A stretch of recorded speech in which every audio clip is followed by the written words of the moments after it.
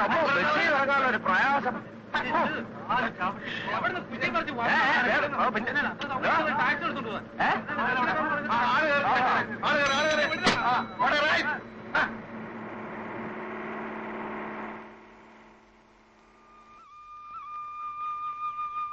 ഗോപാലകൃഷ്ണ, എന്തൊക്കെയാണ്ടോ ഈ കേൾക്കുന്നത്? എന്തേ? അപ്പൊ ചെണ്ടകൊട്ടിലും പരസ്യപ്പെടുത്തലൊന്നും അറിഞ്ഞില്ലേ? കുട്ടിയോ? കുട്ടി നാട്ടിലാകെ നടന്നു കുട്ടി. കൊട്ടട്ടെ, അതിനെന്താ? കേസും കുണ്ടാവണ്ടിയൊക്കെ ധാരാളം ഉണ്ടാറുണ്ട്. പക്ഷെ ഈ മാതിരി കൊട്ടലും പാടലും ഒക്കെ ആദ്യമായിട്ടാ കാണുന്നത്. ആ, വിവരമുള്ള ഒരു കേസ് നടത്തിയ നാട്ടുകാർക്ക് അങ്ങനെ പുതിയ കലാപരിപാടികൾ കാണാനൊക്കും. എന്റെ അനന്തേട്ടാ, ഇത് സിവിൽ പ്രൊസീജിയർ അനുസരിച്ചുള്ള കേസാണ്. ചെണ്ട കൊട്ടിയോണ്ട് മാത്രം ലേലം നടക്കണമെന്നില്ല. ഇനിയാണ് നമ്മുടെ ഇഞ്ചക്ഷന്റെ വരവ്. ഇഞ്ചക്ഷനാ? ഇഞ്ചക്ഷൻ എന്ന് പറഞ്ഞാൽ കുത്തിവെപ്പല്ല. ഒരു കണക്കിന് കുത്തിവെപ്പ് തന്നെ.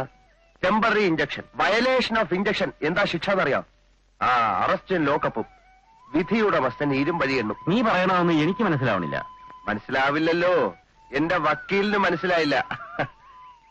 തത്തെ പഠിപ്പിക്കും പോലെ പറഞ്ഞു കൊടുത്താലും എന്റെ വക്കീല് മൈശേറ്റിന് മുമ്പിലെത്തുമ്പോ കവാത്ത് മറക്കും. പിന്നെ ആകെയുള്ളൊരു ഗുണം, കാശ് അത്യാർത്ഥിയില്ല. അല്ല, ഒരു കണക്കിന് എന്നോട് ചോദിക്കാനും പറ്റില്ലെന്ന് എഴുതിക്കോളൂ. ഞാനുമായിട്ടുള്ള സമ്പർക്കം മൂലം ഇഷ്ടൻ സിവിലിലെ ചില ഹിക്മത്തുകളൊക്കെ വശത്താക്കി. അപ്പൊ ലേലം നടക്കില്ലേ ഗോപാലകൃഷ്ണ? ഒരു യുദ്ധമാകുമ്പോ അപ്പുറത്തും ഇപ്പുറത്തും ആൾനാശം ഉണ്ടാകുന്ന സാധാരണയാ. പിന്നെ ഇതൊരു ഭംഗിയുള്ള യുദ്ധം. അത്രേ ഞാനിപ്പോ പറയുന്നുള്ളൂ. കാണാം.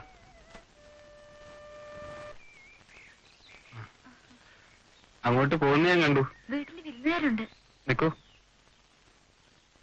ഇങ്ങനെ ഓരോ കാരണങ്ങൾ പറഞ്ഞ് ഉഷ എന്നെ തഴയാൻ നോക്കണ്ട. ഞാൻ പോട്ടെ. അല്ല, ടൈപ്പിങ്ങിന്റെ സമയം മാറ്റിയത് എന്നോടത് പറയാറുണ്ട്. കാലത്ത് 1 മണിക്കൂർ ഇൻസ്റ്റിറ്റ്യൂട്ടിന് ഉള്ളിൽ വെയിറ്റ് ചെയ്തു. ഈശ്വര, ഏട്ടൻ.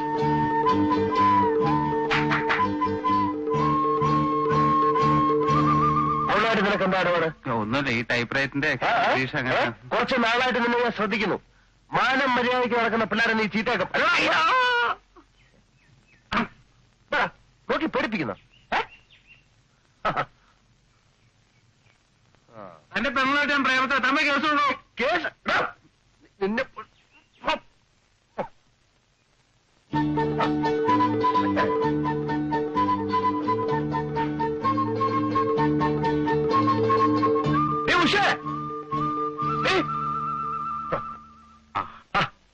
വിജയനെപ്പോ വന്നു?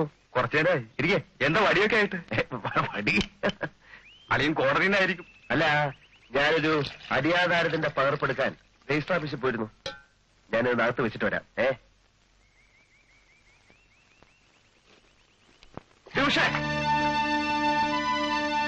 ഇവിടെ വാടി. ഇവിടെ വരാൻ.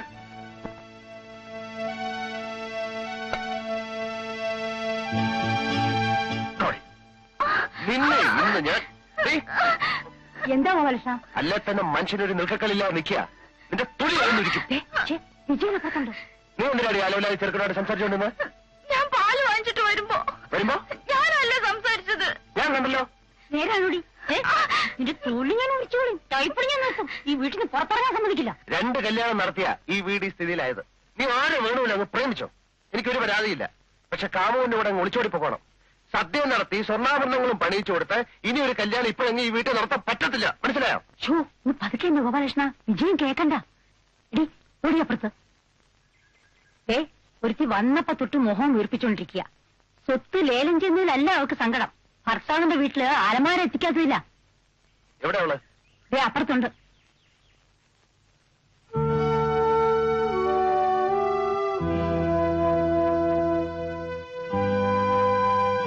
ഇത് ഭാര്യ ഭർത്തൃ ബന്ധത്തിൽ ഒരു അലമാരയ്ക്കുള്ള സ്ഥാനം എന്താണെന്ന് ഞാൻ മനസ്സിലാക്കി വരുന്നേ ഉള്ളൂ. നീ ഒട്ടും ബേജാറാകണ്ട. എന്ത് ബുദ്ധിമുട്ട് വന്നാലും അടുത്ത ആഴ്ച അലമാര ഞാൻ വീട്ടിലെത്തിച്ചേക്കാം. ഇരുമ്പലൊക്കെ വിഴുങ്ങുമ്പോൾ ചുക്ക് വിഷയം കുടിച്ചിട്ട് കാര്യമില്ലെന്ന് അച്ഛൻ എപ്പോഴും പറയാറുണ്ട്. അച്ഛൻ അങ്ങനെ പലതും പറഞ്ഞു കാണും. നീ ഇപ്പൊ ഇത് പറഞ്ഞതിന്റെ ഉദ്ദേശം എന്താ? പറമ്പ് ലേലത്തില്, വീട് കേസില്. സ്വയം മന അലമാര കൊണ്ട് തിരിച്ചു കിട്ടില്ലല്ലോ. ഇനി ടൗണിലെ വീട്ടിലേ ബാക്കിയുള്ളൂ. നിന്റെ ചേച്ചിക്ക് സ്ത്രീധനം കൊടുക്കാനാ പറമ്പിന്റെ പുറത്ത് കടം വാങ്ങിച്ചത്. ഈ വീട് പണയത്തിലാക്കിയത് നീയും. കാര്യമൊക്കെ ശരിയാ. കടം വാങ്ങിയപ്പോ എങ്ങനെ തിരിച്ചു കൊടുക്കുന്ന ഏട്ടൻ ഓർത്തില്ലേ? ഓർത്തു, ഒക്കെ ഓർത്തു. തേങ്ങാ കച്ചവടം തുടങ്ങിയതും പലചരക്ക് കട തുറന്നതൊക്കെ കടം വീട്ടാന്ന് കരുതി തന്നെയാ. പക്ഷെ പൊളിഞ്ഞുപോയി. ബിസിനസ്സിൽ അത് സാധാരണയാ.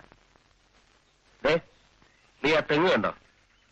എനിക്ക് 8 വയസ്സുള്ളപ്പം അച്ഛൻ ബ്ലോക്ക് ഓഫീസിൽ നിന്ന് വാങ്ങിച്ചോണ്ട് വന്നതാ. ഇപ്പൊ 24 കൊല്ലമായി. അപ്പൊ എനിക്ക് എത്ര വയസ്സാണെന്ന് മനസ്സിലായോ? നിങ്ങളുടെയൊക്കെ കല്യാണവും കഴിഞ്ഞു, കുടുംബമായി. എനിക്കിതുവരെ ഒരു കല്യാണം കഴിക്കാൻ പറ്റിയോ? ഇതൊക്കെ ആർക്ക് വേണ്ടിയിട്ടാ? ആർക്ക് വേണ്ടിയിട്ടെന്നാ ചോദിച്ചത്? അതൊന്നും എനിക്കറിയില്ലെന്ന് ഞാൻ പറഞ്ഞില്ലല്ലോ. ആ എങ്കിൽ അവിടെ മിണ്ടായിരുന്നോ? അപ്പൊ വീടും പറഞ്ഞോക്കെ വീടും പുറമ്പോക്കെ അങ്ങ് ജപ്തി ചെയ്തുകൊണ്ട് പോകും. വിജയം പോവാൻ തിരക്കൂട്ടുന്നു. നീ ഇനി വാ.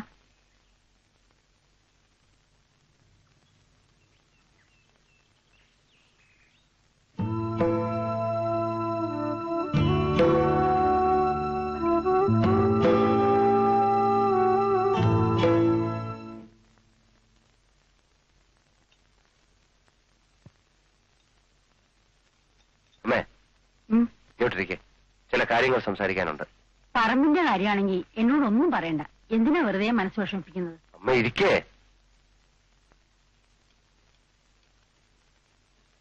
അമ്മയ്ക്ക് എന്നോട് ദേഷ്യമുണ്ടോ? എന്തിന്?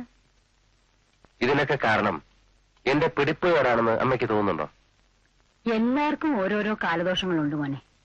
ഉജ്ജുമ ഭാവത്തിന്റെ ഫലം എന്ന് കരുതി സമാധാനിക്കന്നെ. മറ്റൊരു പോംവഴി ഇല്ലാത്തോണ്ട് പറയാ. പറമ്പ് ലേലം കഴിഞ്ഞാലുടനെ ഈ വീടിന്റെ കേസും വിധിയാവും. കുഞ്ഞിക്കണ്ണനാരെ കുറ്റം പറഞ്ഞിട്ട് കാര്യമല്ല. ഒരു ചില്ലിക്കാശ് പോലും നമുക്ക് തിരിച്ചു കൊടുക്കാൻ പറ്റില്ലല്ലോ. നോടി, മുതിർന്ന ഒരു വർത്തമാനം പറയുമ്പോ വായി നോക്കി വെക്കരുതെന്ന് ഞാൻ പറഞ്ഞിട്ടില്ലേ? ഓ,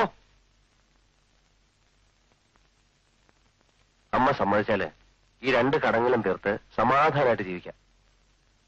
ഞാൻ നോക്കിയിട്ട് മറ്റൊരു വഴിയും കാണുന്നില്ലാത്തതുകൊണ്ടാണ്. വരുന്ന പോലെ വരട്ടെ, ടൗണിലെ വീട് നമുക്കങ്ങ് വിൽക്കാം. അത് വേണോ മോനെ? ലേലം കുറച്ചുകൂടി നീട്ടി വെച്ചൂടെ? എന്നിട്ട് 1 മാസത്തെ കൂടെ നീട്ടി വെക്കാം. അത് കഴിഞ്ഞാലോ പിന്നെ ഈ വീടിന്മേലുള്ള കടം. 10-200 രൂപ വാടക കിട്ടുന്നതല്ലേ മോനെ? ഇതൊക്കെ എനിക്ക് അറിയാൻ മേലഞ്ഞിട്ടാണോ അമ്മേ? തൽക്കാലം നാട്ടിൽ നമ്മുടെ മാനം കാക്കണ്ടേ? അതോ വലുത് വാടകയോ വലുത്? കുഞ്ഞിക്കണ്ണനാരോട് ഞാൻ സൂചിപ്പിച്ചിട്ടുണ്ട്, ആ വീട് എഴുതി കൊടുത്താ സർവ്വ കടമൊഴിച്ച് 19,000 രൂപ കൈ കിട്ടും. ആ രൂപയ്ക്ക് ഞാൻ ടൗണിൽ നല്ലൊരു ബിസിനസ്സും കണ്ടുവച്ചിട്ടുണ്ട്. അപ്പോ നീ എല്ലാം ഉറപ്പിച്ചോ? അമ്മയുടെ സമ്മതം ഇല്ലാതെ ഞാൻ ഇതുവരെ വല്ലതും ചെയ്തിട്ടുണ്ടോ? എന്താ ചെയ്യാ? എങ്ങനെയെങ്കിലും ഈ വീടും പറമ്പും രക്ഷിക്കണം. അതാ പറഞ്ഞത്. ഞാൻ നാളെ തന്നെ കുഞ്ഞിക്കണ്ണനാരെ കാണാം. ഞാൻ നാട് വിട്ടെന്നും പോണില്ലാന്ന് ആ വക്കീലിനോട് പറ. അത്രയ്ക്ക് പട്നിയായി അയാള്. നാളെ തിരുവനന്തപുരത്തൊന്ന് പോണം. പെങ്ങളുടെ ഭർത്താവ് ദുബായിൽ നിന്ന് വരുന്നുണ്ട്. ഓഹോ, മറ്റന്നാ ഉറപ്പായിട്ടും ഞാൻ ആഫീസിലെത്തും. എന്താ പോരെ? അല്ല, ആളിനെ കണ്ടില്ലല്ലോ എന്ന് വിചാരിച്ച് അയച്ചതാ എന്നെ. എന്നെ കാണാണ്ട് അയാൾക്ക് എന്താ ഉറക്കം വരുന്നില്ലേ? കാശ് എന്നെ പ്രശ്നം. തൽക്കാലം താനിത് വെച്ചോ. കാര്യങ്ങളൊക്കെ ഭംഗിയായി കഴിഞ്ഞതിന് ശേഷം തന്നെ ഞാൻ ശരിക്കും ഒന്ന് കാണുന്നുണ്ട്. എന്താ പോരെ? നമ്മുടെ എതിർകക്ഷിയില്ല വരുന്നത്. ഒക്കെ പറഞ്ഞതുപോലെ സംഭവിക്കോ.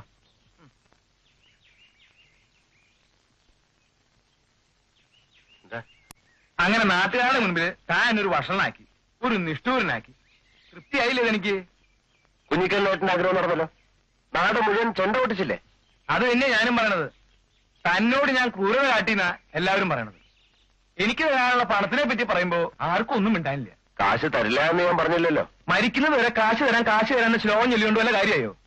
തനിക്കറിയാലോ, എന്റെ പെങ്ങളുടെ ഭർത്താവിന്റെ കാശ് എടുത്താ തനിക്ക് തന്നത്. നാളെ അവൻ ദുബായിൽ നിന്ന് വരിക. കൊടുത്ത കാശിന് എന്തിനും തീരുമാനമായില്ലെന്ന് അവൻ ചോദിച്ചാൽ ഞാൻ എന്താ പറയാ? ഇപ്പൊ പിന്നെ ഒരു ഉറപ്പെങ്കിലും കിട്ടില്ലോ. ടൗണിലുള്ള വീട് മതി. ടൗണിലുള്ള വീടിന്റെ കാര്യം ഇനി താൻ പറയണ്ട. ഒരു കാര്യം ഞാൻ പറഞ്ഞേക്കാം ഗോപാലകൃഷ്ണ, ഒട്ടും വൈകാതെ മറ്റേ കേസും വിധിയാവും. തന്നെയും കുടുംബത്തെയും പെരുവഴിയിൽ ഇറക്കി എന്നുള്ളൊരു ദുഷ്പേരും കൂടി താൻ എനിക്ക് സമ്പാദിച്ചു തരും.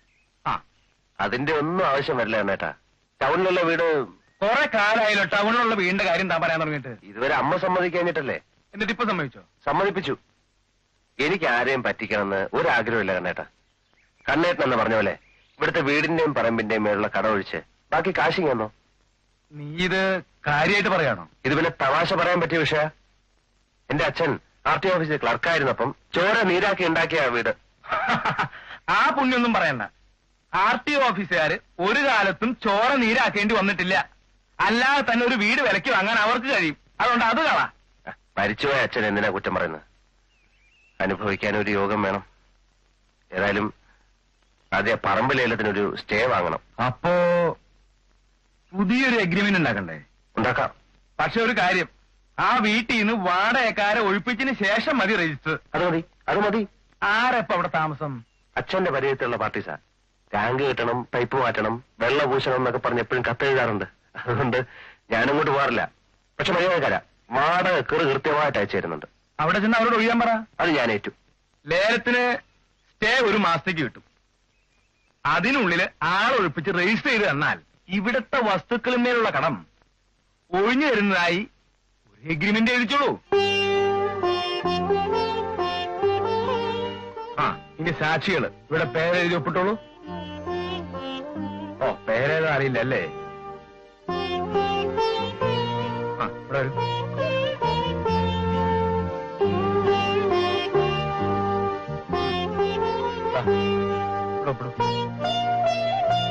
അപ്പോ ഗോപാലകൃഷ്ണ പണിക്കരെ, ഈ മാസം 31-ാം തീയതിക്കകം അവിടുത്തെ താമസക്കാരെ ഒഴിപ്പിച്ചിരിക്കണം. ഞാൻ കത്തെഴുതി കഴിഞ്ഞു. സിറ്റിയിൽ വേറെ വീട് കിട്ടുമല്ലോ. കത്ത് കിട്ടിയാൽ ഉടൻ അവര് മാറും. ചെന്ന് താക്കോല് വാങ്ങിയാൽ മാത്രം മതിയോ?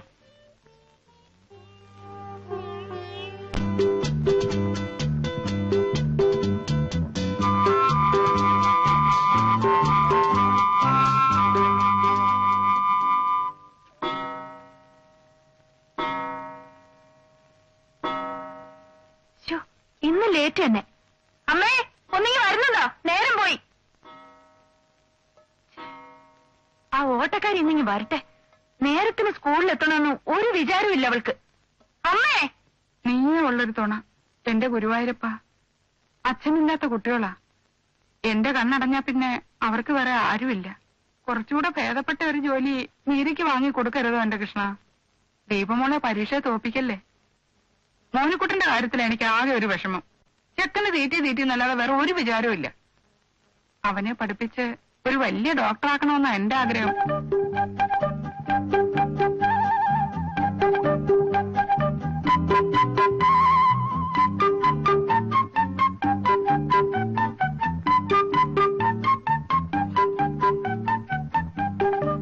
എടാ മോനു,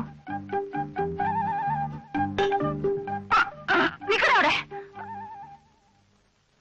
അമ്മേ, മതിയമ്മേ പ്രാർത്ഥിച്ചത്. ഒന്ന് അടുക്കളയിൽ വന്ന് നിക്ക്, എനിക്ക് കുളിക്കണം. അമ്മയുടെ മോനാ ഡോക്ടർ ഉണ്ടല്ലോ, അവൻ അടുക്കളയിൽ കയറി ദോശ ഇട്ട് തിന്നാ. അവന്റെ ചെവി ഞാൻ ചെമ്പാക്കും. എത്ര പറഞ്ഞിട്ടും അവനെ ചീത്ത സ്വഭാവം കളയുന്നില്ലല്ലോ. അവന് വിശന്നിട്ടായിരിക്കും മോളെ. ആ, ഇതാ കുഴപ്പം. അമ്മ അവനെ വഷളാക്കുന്നത്.